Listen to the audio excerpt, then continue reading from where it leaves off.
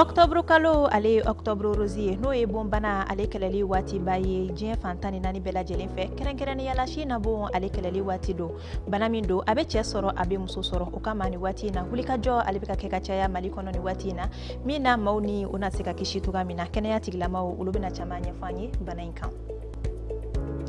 CAN Maroc 2025 o ɲɔgɔn senbɔ baaraw olu bɛ senna Samata Sɛgɛw ka degeden karamɔgɔ ale ye a ka cɛbɔ dɔw tɔgɔ fɔ minnu kan ka o sifilɛ Guinée Bissau la Kajatu Bagayogo ale bɛna Tom Saint Fit ale ka o lisi walawala an ye. Ni ne bi kunnafoni ale bakurubaw ye aw ka jabaraniso mandi sanfɛ n'o ye Advance TV ye aw ni ce anw sugandili la ka aw kunnafoniya a ye aw bisimila bidon kunnafoniyaw kɛnɛ kan. Kunnafoni daminɛla an bɛ aw ladɔnniya k'a fɔ ko Somadugu lakɔlidenw ka jɛkulu min bɛ yen nɔ ka bɔ Moptikaw fɛ yen nɔ olu ye kalanbolo dɔ waliya dɔgɔkun tɛmɛnen na k'a fɔ sibiridon FST la kalan tun bɛ tali kɛ fɛn min na o ye dɔ farali ye maaw ka dɔnta kan adamadenya hakɛw olu la an ka kunnafoni ɲinina Hanatu Mayiga ani Musa Ɲanga olu tun bɛ kɛnɛ kan Advance tɔgɔ la. Hadamaden bɛɛ ni hakɛ ka kan i mana kɛ mɔgɔ o mɔgɔ ye o hakɛ sabatili kama Somadugu ekɔlidenw ka jɛkulu olu ye kalanbolo dɔ sigi ka ɲɛfɔli kɛ mɔgɔw ye adamadenya hakɛw kan.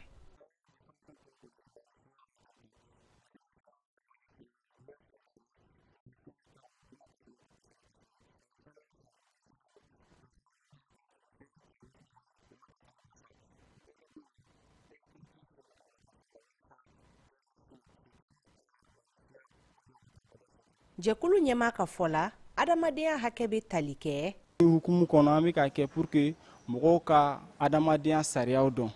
donc n'i b'o dɔn a b'i bali ko caman ma n'i b'i ka i kan ka min kɛ i man kan ka min kɛ sariya ko la n'i y'a faamuya je pense que i b'i kisi fɛn caman ma dunya kɔnɔ quoi. Bon o thème an y'a ye bi an ka jamana yɛrɛ sɛgɛlen don kɛlɛ la a bɛ san dama bɔ c'est plus a bɛ san 10 kɔ bɔ. Donc an y'a ye ni nin kɛra a bɛ se ka kɛ fɛn ye ka mɔgɔw kisi fɛn dɔw ma donc u k'u ka droit dɔn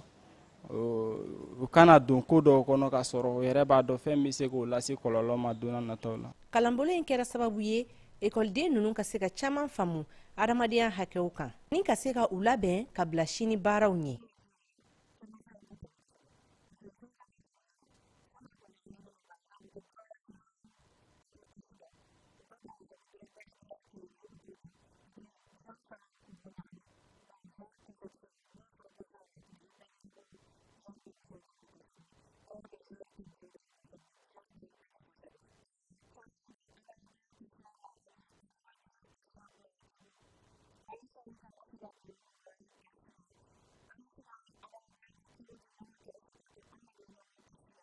AES b'a ɲini Mali sifinnakaw fɛ u k'u yɛrɛ kalan jamana in jɔko ɲuman kama. O tɛmɛlen kɔ ka bɔ yen an bɛ aw ladɔnniya k'a fɔ ko Mali la dumunifɛn caman bɛ yen nɔ olu tɛrɛti de bɛ olu la o la an bɛ kuma aw ye bi zɛrɛn de kan k'aw ladɔnniya k'a fɔ ko nin waati in na fɛn min ye zɛrɛn ye ale sangawulen don kosɛbɛ an ka suguw kɔnɔ o la fɛn min ye zɛrɛn jagokɛlaw ye a yirala k'a fɔ k'olu bɛ ka o tɛgɛ sɛbɛkɔrɔ nin waati in na barisa ko zɛrɛn k'ale ka di maa caman da dumuni kɛlen kɔ sabula ko a bɛ maaw dɛmɛ ka dumuni bayɛlɛma wa ko nafa caman bɛ zɛrɛn yɛrɛ la farikolo o la cogoya min na Seinabu Cero ale y'a ka bi wulikajɔ ɲɛsin o ma an ka ɲɛmada ka sɔrɔ taw la. Ni a bɛ sɛnɛ Mali jamana fan caman na i n'a fɔ Kayi, Kulikoro, Sikaso ale ni Segu zɛrɛn bɛ ye ka caya Bamako faba kɔnɔ an bɛ waati min na i ko sisan ka fara a nafaw kan fɛn min ye musaka sɔrɔ caman ye olu bɛ kɛ ka tɛmɛ ni zɛrɛn ko koɲɛw ye. Bon an b'a feere cogo saba an bɛ kumaba bɔ ka dise bɔ ka misɛnman bɔ an b'a feere ten o ye gorosi ye mɔgɔ bɛna ta anw fɛ ka taa feere olu bɛna kumaba ta ka dise ta ka misɛnman ta ka sɔrɔ ka taa feere dugu kɔnɔ quoi. Zɛrɛn feerelaw bɛ u dayirimɛ sɔrɔ ka tɛmɛ ni a feereli ye nka i b'a ye k'a fɔ waati caman na u bɛ gɛlɛya caman sɔrɔ a feereli ko la. An deli yɛrɛ don a la n'o tɛ sisan nafa t'a la nafa ka dɔgɔ sisan parce que a cani fanga ka bon kojugu a bɛ tiɲɛ kojugu ni nana ni chargement ye min bɛ tiɲɛ chargement la c'est plus que waati dɔ la a bɛ se fɔ kuru 600 kuru 800 yɛrɛ o bɛ se ka tiɲɛ. Bon nin fɛn an bɛna nin bɛɛ cɛ sisan an bɛna katalanni de saraka nin bɛɛ cɛ sisan ka taa bɔ gouvernement bɛ se k'a lajɛ ka zɛrɛ fabriqué yɔrɔ dɔ dilan an fana fɛ yan i n'a fɔ min Europe b'a kɛ cogo min na u b'a dilan k'a kɛ boisson ye n'o tɛ anw ta in ci ka dun duman ye bon zera bi caya ci ka dun dama ma ka fara a nafa kan zɛrɛn bɛ kɛ sababu ye ka kansɛri bana kɛlɛ ka kolow sinsin ka fara kɔnɔnabana caman wɛrɛw kan. An bɛ taa ni kunnafoni ye halisa k'aw ladɔnniya k'a fɔ ko jɛkulu min bɛ n'a bɛ fɔ ale ma ko association an ka bɛn ale ni sigida wɔɔrɔnan sifinnakaw olu jɛra ka fara ɲɔgɔn kan ni ka jelidi dɔ kɛ an ka finitigiw olu tɔgɔ la. Jelidi ale kɛra Bamakɔ mairie la sibiri don fɛn min kɔni ye nin baara in ye a kɛra dɛmɛ ye ka ɲɛsin an ka finitigiw ma barisa jɛkulu in maaw olu sɔn bɛ an ma k'a fɔ ko n'i ye jeli foroko kelen di k'i ye maa kelen o ni kisi. An ka kunnafoni ɲinina Isa Sise ani Kɛrifa Sidibe olu tun b'a kɛnɛ kan. N jeli kɛ k'an ka jamana finitigilakaw olu kɔkɔrɔma don o ye dalen ye min ye nin jɛkulu maa ninnu ka baaraw nun don n'o bɛ tali kɛ association pour le développement du Mali ani an ka jamana sigida wɔɔrɔnan sigibagaw olu farala ɲɔgɔn kan walasa ka nin baara ninnu sigi sen kan min bɛ kɛ dɛmɛ ye ka ɲɛsin an ka finitigilakaw ma ni jelidi baaraw ye. An ye nin siri sen kan o kelen de la ka se fitinin min b'an ye ka fara ɲɔgɔn kan o ɲɛsin n'o ye ka an jeli don ka di an ka sɔrɔsɔrɔ ni dɔn fɛn yɛrɛ bɛ kɛ plus caritatif ka ɲɛsin sɔrɔsɔrɔ san sɔrɔsi kelen ni b'a donna la c'est Nous, citoyens de la commune 6, An sigida wɔɔrɔnan sigibagaw an b'an ka fasoden ɲumanya ni an ka adamadenya jira nin jelidi kɛnɛ in kan. An b'a kɛ an ka finitigilakaw kosɔn. À nos forces de l'ordre et de sécurité du Mali. Wa nin kɛnɛ mun sigilen filɛ nin maa caman nana walasa k'i jeli di ka kɛ tamasiyɛn ye nin baara ninnu nun donni na. Ne y'a initiative ta ka na joli di parce que a fɔra ne ɲɛna joli a tɛ se ka san. Joli ye fɛn dɔ de ye adamaden wɛrɛw de mago b'a la joliko dɛsɛ bɛ se ka mɔgɔ wɛrɛw minɛ. Bon ne joli ne bɛ dɔ bɔ a la ka di mɔgɔ wɛrɛw ma walasa ka mɔgɔw ni kisi. Je donne mon sang pour soutenir mon armée aussi. Fɛn min ye an ka kɛnɛya tigilamɔgɔw ye olu y'a yira k'a fɔ walasa an ka se ka kisi jeliko dɛsɛ kɔlɔlɔw ma ka kan fɛn min ye jeli pɔsi 10,000 fo ka taa se 15 bɔɲɔgɔnko ma o ka se ka fara ɲɔgɔn kan san o san walasa maa minnu bɛ se an ka kɛnɛyasow la ni jeliko dɛsɛw b'u la olu bɛɛ ka se ka jeli sɔrɔ nɔgɔya la.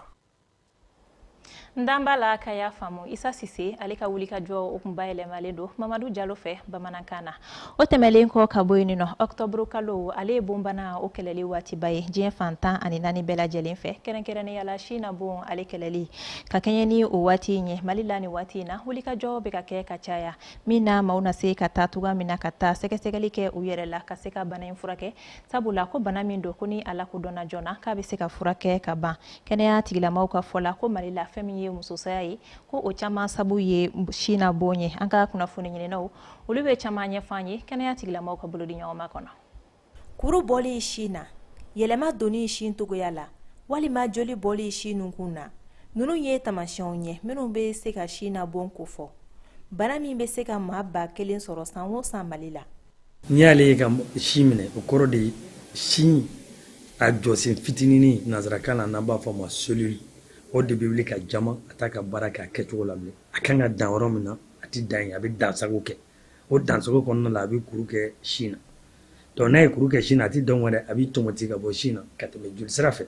a bɛ se ka taa sigi farikolo yɔrɔ wɛrɛ la a bɛ se ka sigi biyɛn na a bɛ se ka sigi fogofogo la a bɛ se ka sigi kunkolo zɛmɛ na a bɛ se ka sigi kolo la o bɛ na ni dimi banbali ye n'a taara ɲɛfɛ yɛrɛ a b'olu ba o farikolo fan ninnu guloma ninnu a b'u bali u ka baara la n'ale jamana ye donc o bɛ se ka na ni dangari kɛ muso nin na ala k'an kisi o ma. Maaw kunnafoniyali o dɔrɔn de bɛ se ka maaw kisi ka bɔ bana in ma o kama san o san Octobre kalo ale bɛ kɛ kunnafoni di waatiba ye bana in kɛlɛli la. Muso ye tamasiyɛn fɛn fɛn ye si na n'i m'a faamuya i ka wuli ka se anw dɔgɔtɔrɔw ma an k'a sɛgɛsɛgɛ parce que a bɛ se ka kɛ cancer ye n'o ye bon ye wa i kana siran dɛ bana in bɛ se ka cɛw sɔrɔ nka a man ca an bɛ se ka fɔ bon cancer du sein muso bana don muso ka ca wa a ka ca muso de fɛ donc kuma kelen-kelenninw a bɛ se ka cɛw sɔrɔ wa cɛw yɛrɛ ta dɔn ka gɛlɛn dɛ parce que si man bon kuma dɔ la cɛw ta caman bɛ kɛ joli bɛ kɛ si na banbali fa bɛ galagada b'u bɛɛ ɲimi. Kɛnɛya tigilamaw ka fɔ la an yɛrɛ taabolo dɔw fana bɛ se ka bana in bila an na i n'a fɔ musow ka sigarɛti min ale ni minfɛn wɛrɛw minni. Donc n'i ka laadalakoli bana i b'i ɲɛsin i ka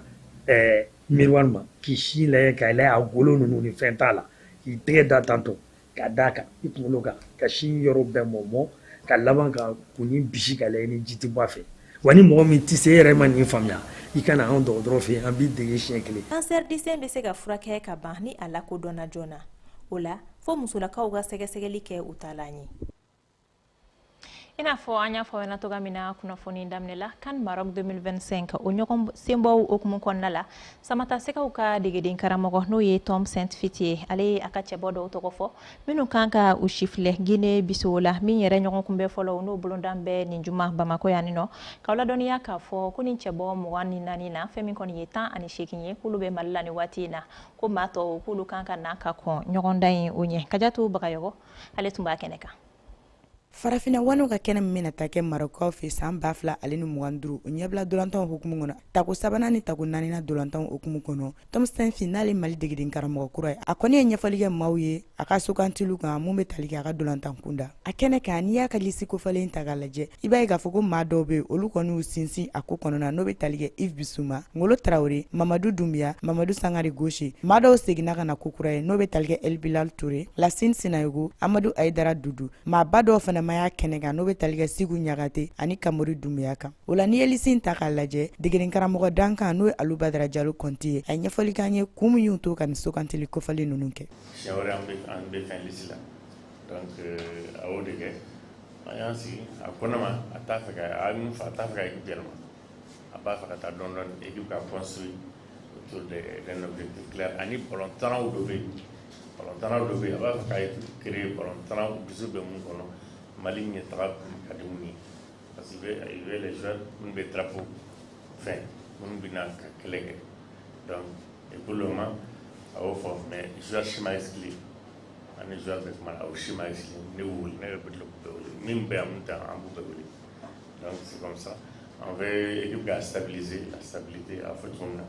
Yani ni dolantan in cɛ sa Mali kɔni bɛ jɔyɔrɔ filanan bakuruba I kɔnɔna na o la dolantan bɔko fila mun bɛna ani Guinée Bissau kɔda ɲɔgɔn na sa a kɔni laɲini tɛ dɔwɛrɛ ye ka kuru 6 sɔrɔ ka bila an ka balan kɔnɔ walasa an bɛ se ka paranba ta ka se Marocaw fɛ san 2025 kɛnɛ kan Mali ani ni Guinée Bissau ka dolantan tako fɔlɔ bolodalen ka bila juma nata la octobre kalo tile 11 san 2024 stade du 26 mars la nɛgɛ kanɲɛ 19 wagati o mana tɛmɛ tako filanan baaraw bolodalen ka bila octobre kalo tile 15 san 2024 stade du 24 septembre la Guinée Bissau ka fɛ nɛgɛ kanɲɛ 16.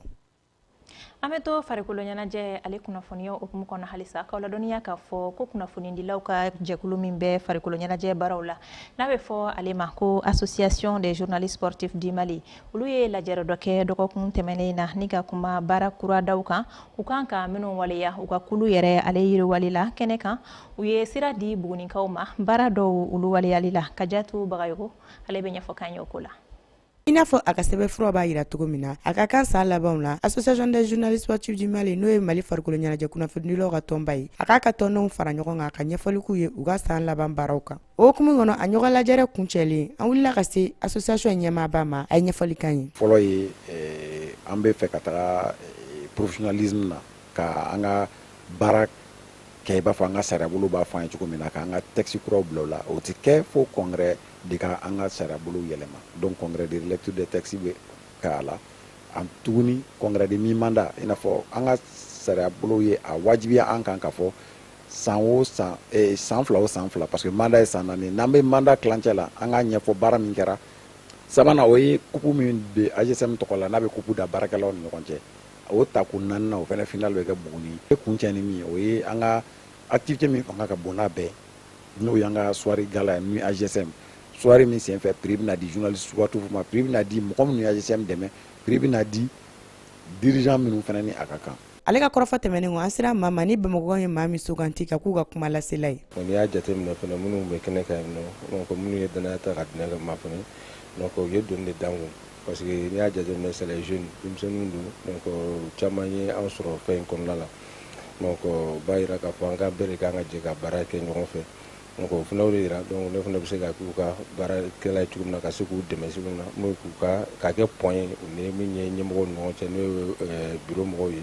hali n'an taara min ye Buguni mais responsable minnu bɛ yen nɔ donc an n'olu ka kuma ni ɲɔgɔn cɛ donc an bɛ tɛmɛ o sira pour que an ka se ka hakilina ɲumanw di ɲɔgɔn ma. Ni ɲɔgɔn lajɛrɛ kofɔlen kɛnɛ kan maaw sugantila mun bɛna taa Bamako jɔyɔrɔ fa ni ɲɔgɔn lajɛrɛba ninnu kɛnɛ kan Bugunikaw fɛ yen don n'a nataw la. An sera ka fɛn minnu sɔrɔ ka jira aw la bi kibaru nasira la Advance TV o sanfɛ o de nin ye aw ni ce anw sugandili la ka aw kunnafoniya a ye to anw filɛli la WhatsApp aw ye Jabaranin ko la Ala ka Mali lakana.